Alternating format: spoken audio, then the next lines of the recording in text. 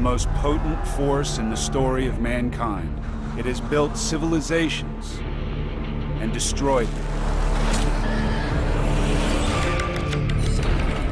As the Easter Islanders pay homage to their ancestral gods, on the other side of the planet, holy warriors destroy those of a different faith.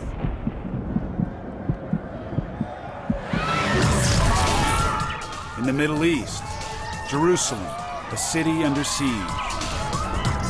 Inside its walls, pandemonium. Outside, 12,000 men, intent on butchery. Crusades.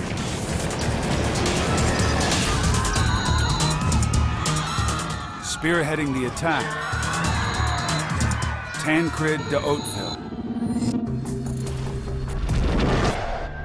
a Norman knight descended from Vikings, filled with bloodlust.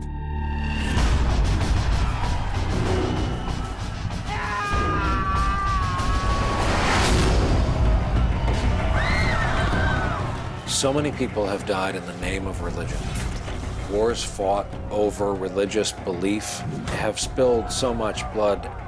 But I think of all the wars fought over religion, the Crusades belong in their own category.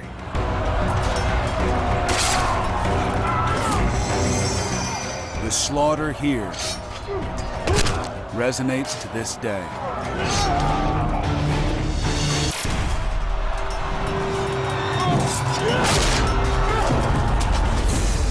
Tancred de Hauteville, a Christian knight on a mission from God in the Holy Land, waging war on Islam. By the end of the 11th century, 600 years after the fall of Rome, the two religions are great rivals. Christianity dominates in the west and north, Islam in the east and south. Determined to curb the advance of Islam, the Pope calls on Christians to take up arms. Their target, the holy city of Jerusalem. On the eve of the Crusades, Jerusalem under Muslim rule was actually a hotbed of creativity and interreligious dialogue. There were Jews, there were Christians, there were Muslims. For the most part, they lived in relative harmony. But each lays claim to the city. Jews revere it as their ancient capital. Muslims know it as Al-Quds, the holy. From here, the Prophet Muhammad journeyed to heaven. And for Christians, Christ was crucified here. It's amazing when you go to Jerusalem, if you just stop for a second, you'll see that these people actually have more in common than they have that are differences. They are the sons and daughters of Abraham.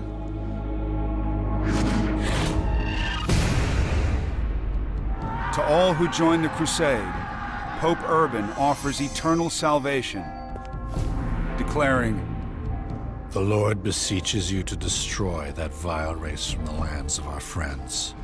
All who die by the way shall have immediate remission of sins." A knight could sin as much as he liked, and simply by going to the Holy Land, he had been given forgiveness by the Pope. He had been given his passport to heaven. He could win fame, he could win glory, and he could come back with booty.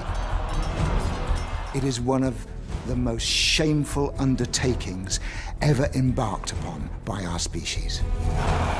with absolution assured, nothing holds back the Crusaders. One records joyfully. Piles of heads, hands, and feet were to be seen in the streets of the city. It was a just and splendid judgment of God that this place should be filled with the blood of the unbelievers. If I have a belief system that literally says, God tells me I must slaughter anyone who wants to stop me from being here, it would allow you to justify any horrific act you take at that point.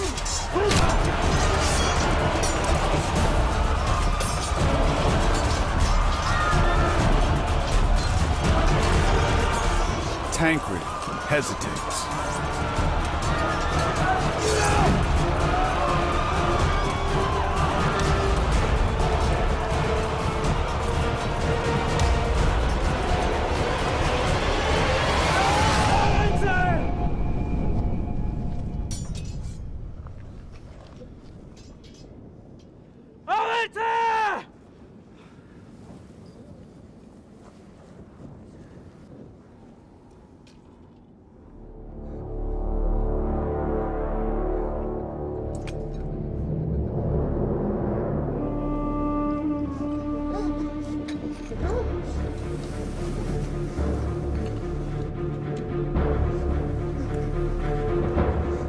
He decides to ransom the Muslims and stop killing them.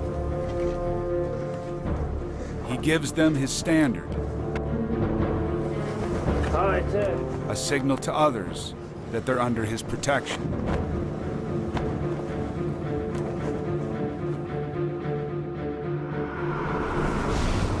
At the Church of the Holy Sepulchre, he prays.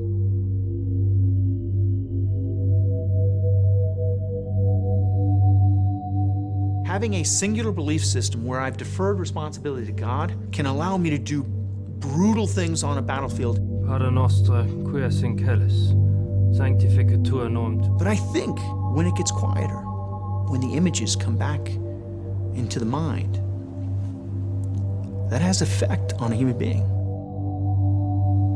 Amen.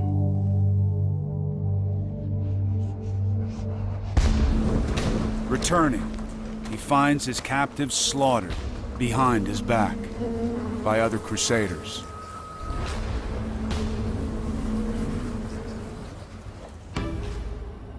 The Crusades were as bad as it gets.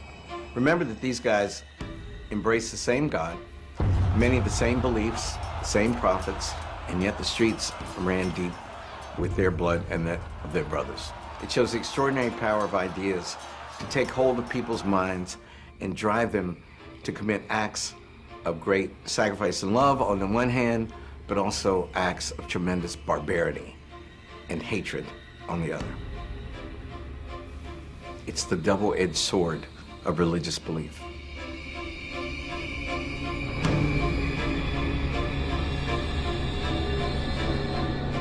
The Crusades will continue for 2 centuries and cost more than 1 million lives.